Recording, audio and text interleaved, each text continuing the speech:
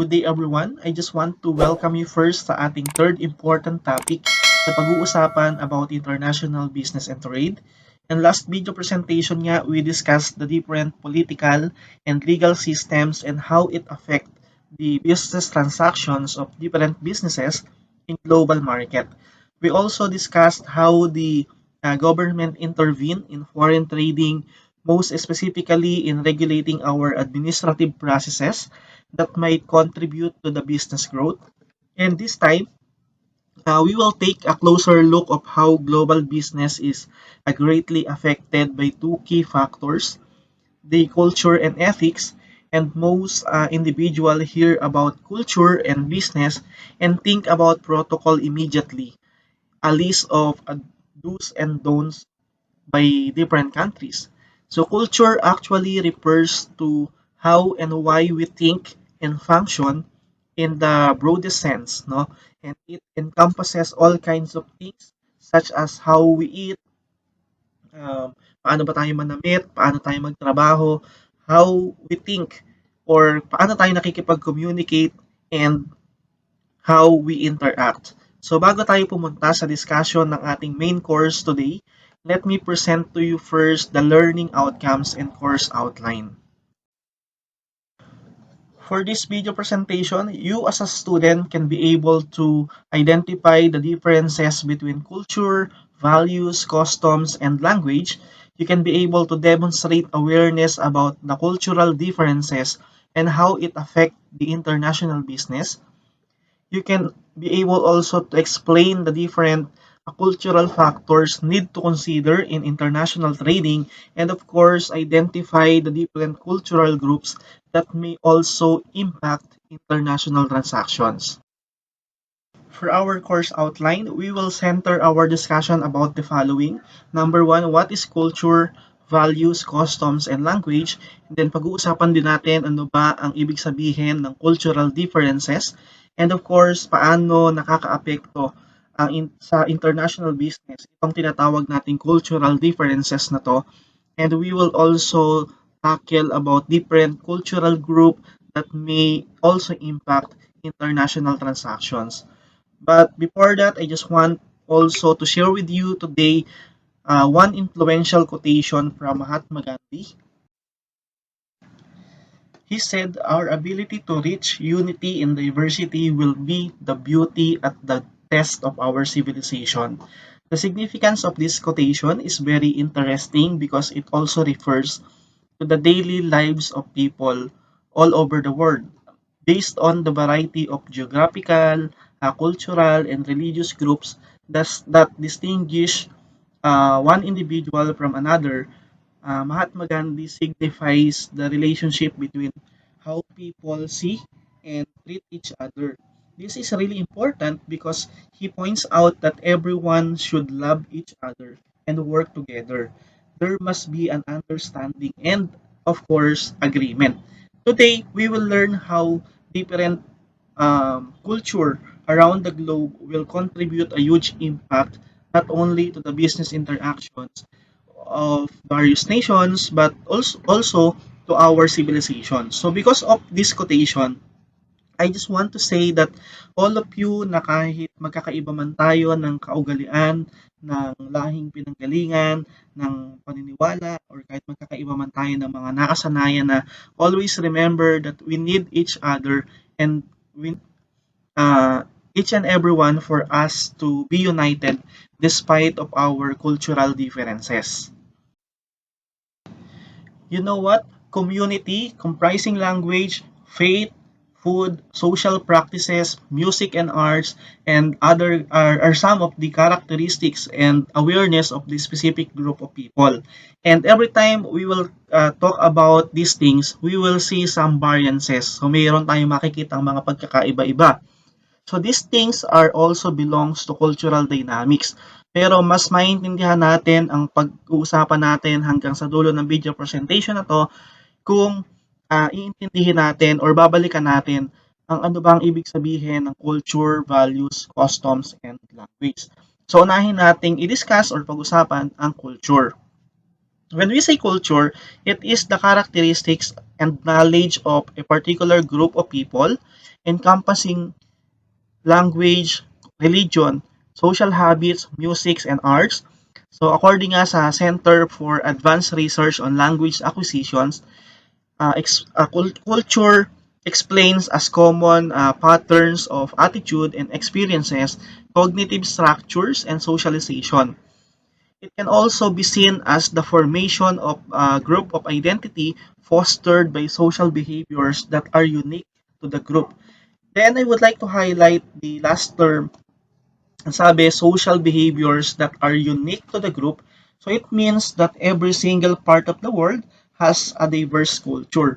So sabi natin no, magkakaiba-iba yung kultura ng iba't ibang bansa. That's why if we will be using our Filipino culture, makikita natin that our social behavior is different from others. Sabi nga ng isang anthropologist, ang culture daw ay about sa religion, sa food, what we were, and kung paano tayo manamit, okay, sa language natin, sa marriage, about music and arts, and about sa kung ano yung mga pinaniniwalaan nating tama at mali. So how we sit at a table, how we greet visitors, or how we behave with our loved ones, and iba't iba pang klase ng ating mga nakaugalian ay kabilang sa tinatawag nating culture. Now, let's define the word values. Values are individuals' belief that motivate people to act one way or another. They serve as a guide for human behavior. The personal qualities we want to embody to direct our acts are defined by values. So the kind of person we want to be, the way we treat ourselves and others, and our relationship with the world around us belongs to what we call values. So they have behavioral guidance rather. Okay. When we say values, it pertains to what is good, valuable, or worthwhile in a narrow sense. Then the motivation behind purposeful behavior is what we call principles. They are the means to which we act in many aspects and lead about us. Personal values are personal views on right and wrong and can be viewed as moral or not. In each case, cultural values are values embraced by religions or communities and represent what is significant. By the way, culture and values are completely different. Don't be confused when we say values. It is the quality or positive man yun or negative man yun that makes something attractive or valuable. Whereas, pag sinabi naman nating culture, it is an art or tradition and practices na magde-define sa isang specific na community or sa isang bansa. Let's move forward to the word customs. It is a long-established practice considered as unwritten law. A custom is a common use or practice that many or a single location or group of individuals. In the specific culture, place, or time, it is the generally accepted way of behaving or doing something. So every culture, community, and faith has its customs. In certain nations, for example, okay, yung pagbow is a way of expressing respect and appreciation. Here in the Philippines, sa bansa natin, meron din tayong mga customs katulad ng pagmamano. Then, the terminology that we will discuss is the language. Okay, ito yung ginagamit nating system of communication which consists of a set of sounds and written symbols which are used by the people of a particular country or religion for talking or writing. Ito yung apat na importanteng factors na dapat nating aralin, dapat nating pagtuunan din ng pansin kapag pinag-uusapan natin ang international business and trade dahil malaki ang epekto nito sa success ng or sa smooth operations ng isang foreign business. So this time, pag-usapan naman natin ang cultural differences at ano ang kinalaman nito sa international business and trade.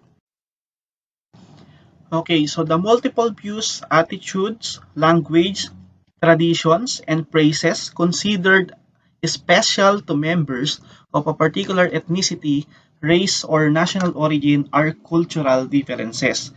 So workers who are younger or older than their peers, employees who possess higher degrees than others are several examples of cultural disparities when they refer to the workplace. Employees are said to often have more similarities than differences, but often these differences will have more important than the similarities. When we will put the international trading in the context, business organizations should pay attention to emerging cultural differences. This is because cultural diversity plays a major role on how business organization interacts with other nations. So company can build a diverse group of employees and customers as the organization develops. While the workplace is also enriched by diversity, cultural differences in business can also bring complications. Various cultural distinctions may interfere with efficiency or cause employee conflict. In industry, cultural differences have different perceptions regarding personal space and physical contact. Okay, example, many European and South Asia or South Americans usually kiss a business partner. So, ano lang sa kanila yon, common lang sa kanila yon na yung mga magbi-business partner ay parang nagbe-beso-beso sila instead of shaking hands on both parties, no? Dito sa Pilipinas, kapag ka ang mga business partners ay nagmi-meet, then after the meeting is nagsishake sila ng hand. Pero sa ibang lugar, hindi siya common. Okay? Ang common sa kanila is yung beso-beso. Okay? Although Americans are the most relaxed of business associates at arm's length, okay, so meron naman silang kumbaga yung social distancing ay common na sa kanila. Okay? Pero meron ding mga cultures na wala namang issue pagdating sa mga ganitong klase ng bagay. Okay? So meron tayong iba't ibang kultura na nakikita, okay, sa isang bansa or iba't ibang bansa pa. Okay? And kapag pinag-usapan natin yung differences na yan, pumapasok siya sa tinatawag nating cultural differences. Okay? So that's it, no, kung paano natin mai-illustrate yung pagkakaiba ng mga kultura na tinatawag nating cultural differences. Ngayon ang tanong, paano kaya nakakaapekto itong cultural differences na to sa international business and trading? Let us discuss now how cultural differences impact international business.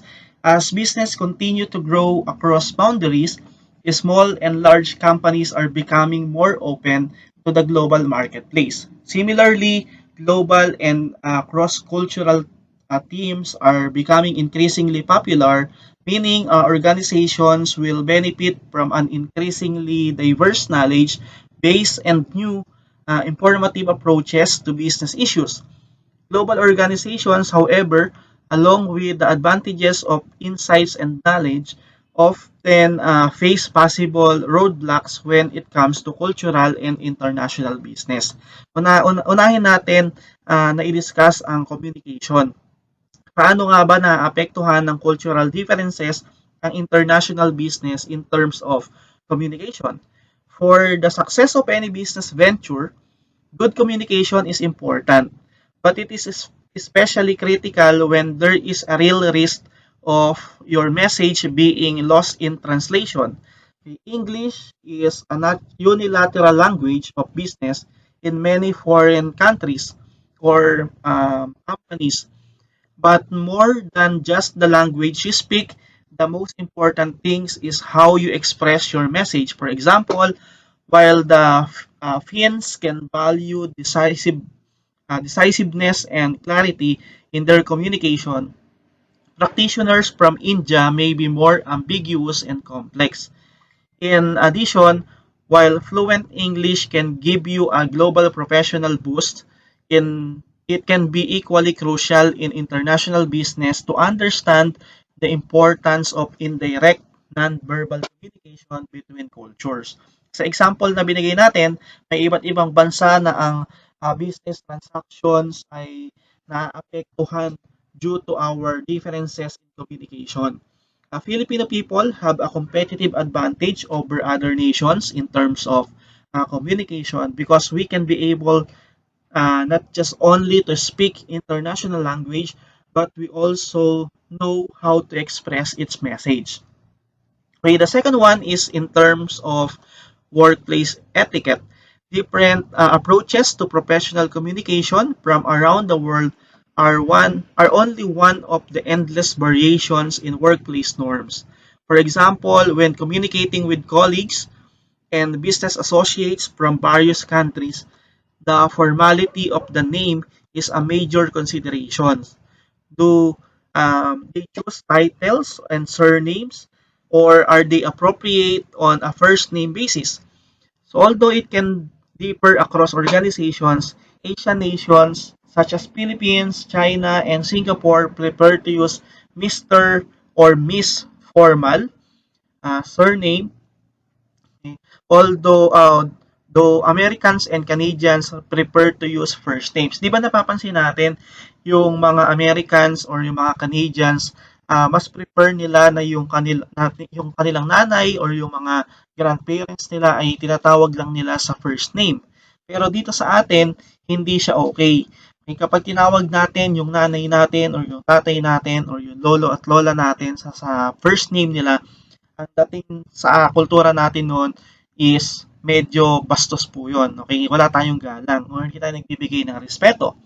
Pero sa ibang bansa, okay lang yon because this is part of their culture. And then, dito rin sa Pilipinas or sa ibang mga Asian countries, kapag pinag-uusapan yung formality, mas preferred natin na tinatawag natin sila uh, sa apelido na may associated na Mr. or Miss. Let's say, for example, Mr. Noveda. Okay, and that is an example of our formal preference when it comes to workplace etiquette. Next, in an international business setting, the concept of punctuality may also vary between cultures. Different meanings may also lead to misunderstanding or negative cultural expectations of what constitutes being on time. For instance, if an American arrives a few minutes early at the meeting, an Italian or Mexican colleagues can arrive several minutes or more after the scheduled start time. Katulad ng Filipino time that we have here in the Philippines. So, meron tayong kanya-kanyang klase ng mga etiquette na pinag-uusapan pagdating sa workplace. Okay? And as what we have said a while ago, no, it's dahil nga parte ng kultura ng ibang bansa yon, we need to respect their culture. Okay, the differences in attitude, particularly towards things such as workplace conflict, rules and regulations, and assumed working hours, come along with differences in etiquette. Although some may consider working long hours a sign of devotion and success, others may consider these additional hours a sign of lack of effectiveness or the uh, prioritization sa value ng family or personal time.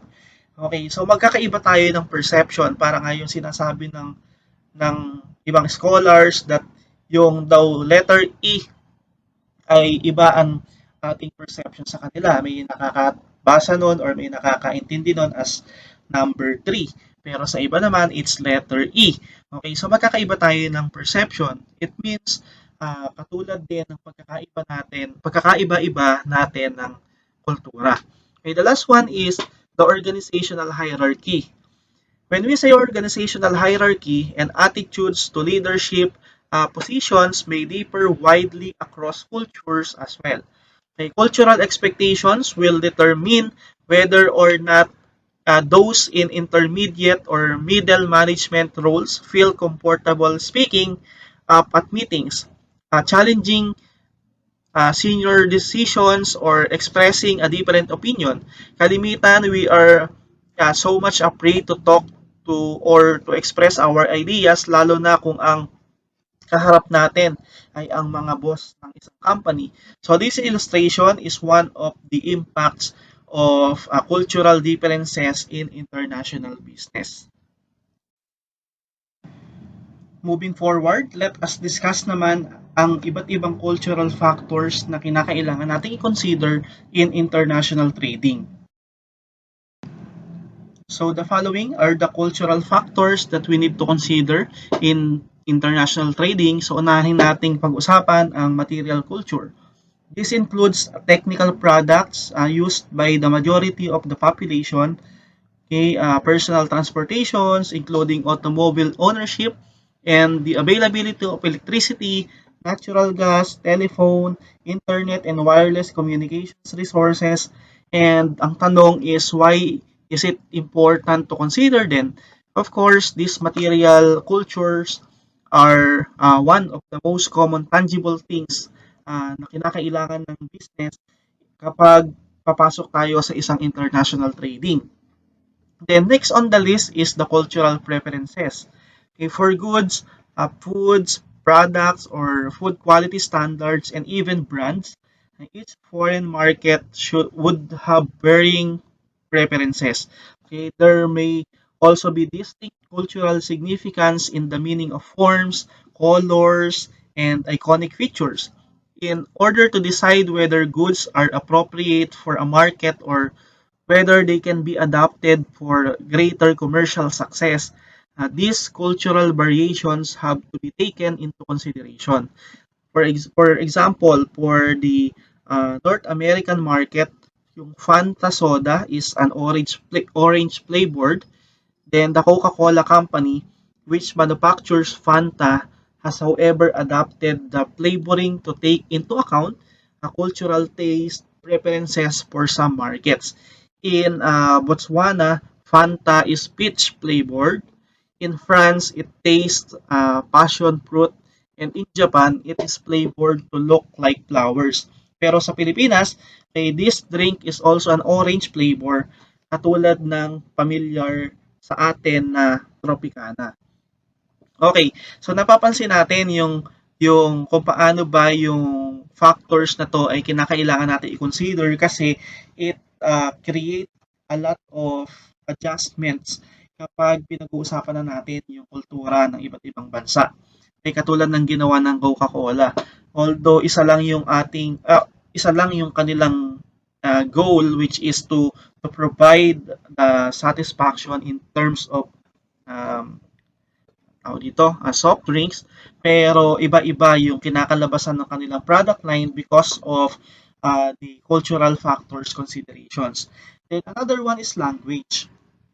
The languages spoken and used in country have an influence on marketing, brand names, survey and interview information collection, advertisement, and business relationship behavior. Languages can vary between regions of a nation, and there is more than one official language in some countries. So Canada has 4 official languages, for instance. Then dito rin sa Pilipinas, kapag pinag-aralan natin yung lengguwahe natin dito sa Pilipinas, we do not have one or uniform language. So ang dami nating mga dialects na may kinalaman sa lengguwahe natin. So the next one is the education. The quality of a future workforce and the status of customers can be indicated by the typical level of completed education in an area.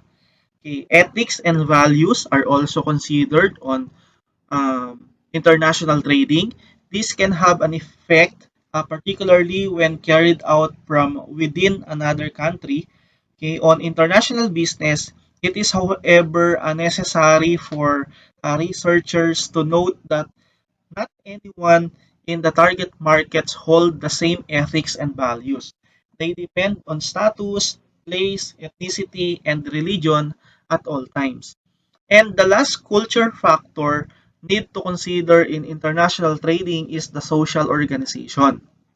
When a nation is examined as a potential export market, the composition of family, um, the prevalence of social or special interest groups and attitudes towards them, ethnic diversity and leisure lifestyles are all important to consider. So inaalam natin ano ba yung social organization ng isang bansa para mas mabilis din sa ating mai-provide ano ba yung kanilang needs and wants at ano ba yung kanilang preferences pagdating sa produkto na i-offer natin sa market nila.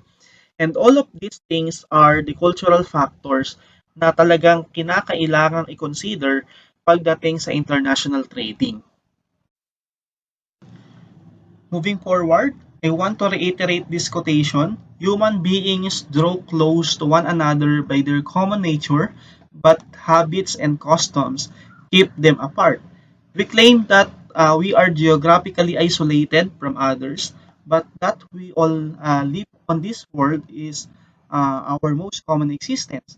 But all of us are people. We have different senses that make us understand the stuff around us, and like possessing the same human body and different skin colors, but the same human blood that passes into our blood vessels.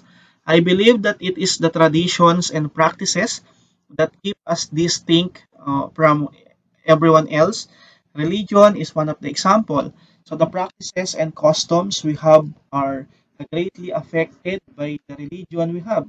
Each religion seems to have its own distinctive a collection of norms traditionally practiced by members. As part of the Christian community, for example, we are not religiously prohibited to eat any particular kinds of foods, like unlike the Muslims, no? Meron sila mga restrictions pagdating sa pagkain. So we understand that even people are comparable with some other aspects. We do believe na nagkakaiba-iba pa rin talaga tayo sa kultura, sa tradisyon, at sa mga paniniwala. So bakit natin ito sinasabi? This is because doing business in global market seems company to be more likely fluent in terms of the well-diverse cultures that we have. Speaking of the well-diverse culture, we have different cultural groups that also impacts business interactions. So ito yung the nationalities, subcultures, and organizations. So when we say nationalities, it is a national culture that is characterized by its geographical and political borders and also includes regional culture within the country as well as among several neighboring countries. Nationality is different from citizenship. Depending on the context, nationality may signify various things. And let's say, for example, in immigration and legal documents, sometimes it may mean citizenship. Okay, nationality is not the same. However, as citizenship, take note that when we say citizenship, it is related towards where you live as a naturalized citizen of the country. Pero pag sinabi naman natin siyang nationality, it is related kung saan ka nakareside. Another cultural groups that also impacts a business interaction is the subculture. So many groups with culture that are unique to them are characterized as by race, sex, generation, religion, or other characteristics.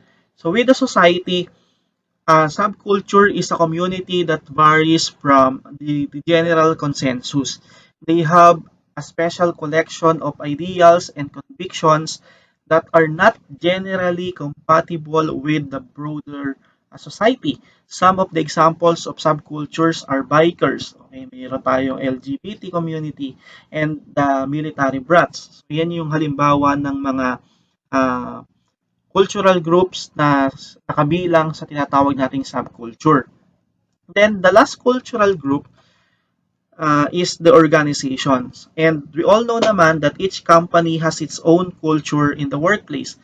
And ito yung tinatawag nating culture of the organization. So this describes fundamental elements such as how people dress, how workers are perceived and respected, and how they make decisions. So, kung makikita natin, kahit saan tayo magpunta, ay meron tayong ma-encounter na different cultural groups, and hindi tayo pwedeng maging judgmental based on sa nakikita natin na ginagawa nila, because we might even don't know na yung palang ginagawa nila is part of their cultural groups. Okay, and we need or we must convey their culture dahil yan ay kinakailangan nating laging ikino-consider. Most specifically, if we are talking on course in international business. Okay? That's all for this video presentation. Thank you very much, and let me remind you to please comment down your major takeaways about this topic. The part 2 of this topic will be uploaded soon. Keep updated always. God bless.